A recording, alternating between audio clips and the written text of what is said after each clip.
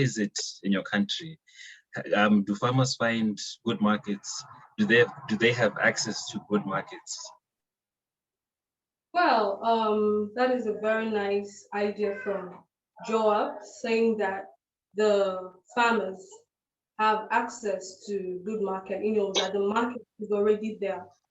I'd like to say that in Nigeria, it's not, especially for the small scale, yes, accessing the physical market becomes an issue because here in Nigeria we suffer issue of having horrible roads, especially from the rural areas to the urban areas. Now, in a situation whereby you're transporting perishable farm products from the farm to maybe a nearby market or a market that is further away, before you can access a physical market, you must have lost half of your yield on the road. They end up selling those ones at an auction price, which is obviously a loss to the farmers. Again, in this part of Nigeria, I live in the eastern part of Nigeria. We are not really open to animal farming, some sort of fish farming, if I may say. Before you could access the market where people are willing to purchase your fish, especially if you're growing your fish organically, naturally, they prefer to, harvest the ones that are grown with fertilizers because of the size and all that.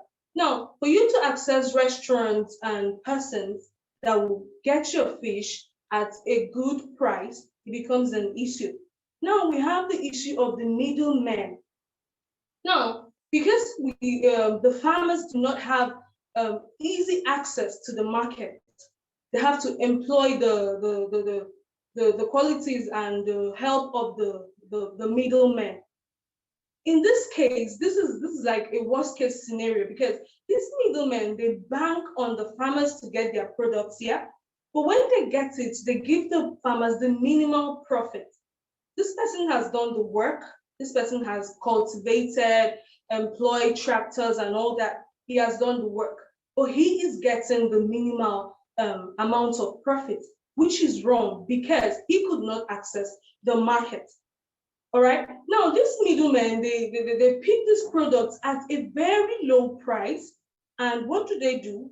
They hoard it, And Joab talked about supply and demand. Now, when the demand becomes so high, they begin to release it at, exorbitant prices. Thereby, they've robbed the farmers and they are enriching themselves, which is actually wrong. I believe that as a farmer, you should be able to access the market to sell your products at your own price, which of course should be commensurate with your cost of production and cost of cultivation and all that. Again, having to access this fragmented market because we do not have this one body that speaks about the pricing of things in the market.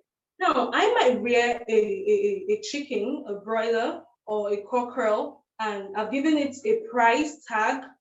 And then I come to market to realize that someone else has the same exact chicken of mine, but he has at a cheaper rate, or rather a rate that is getting more customers because they rear their birds in a more favorable cost. No, that becomes an issue because at the end of the day, you see that you've not actually sold enough to break loose. Do you understand? Now you're competing with someone that reared maybe in the village that didn't have to pay lease or rent on land, that didn't use technologies that you made use of.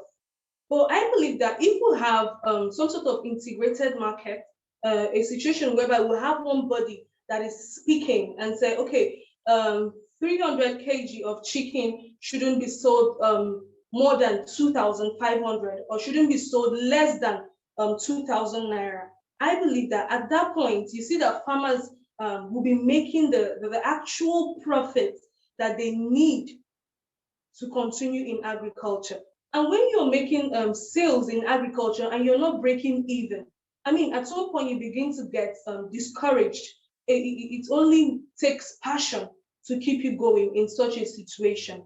That's basically what I think about having access to market, both the physical market and the economic market structure. Thank you, Stanley. Thank you very much, Calister.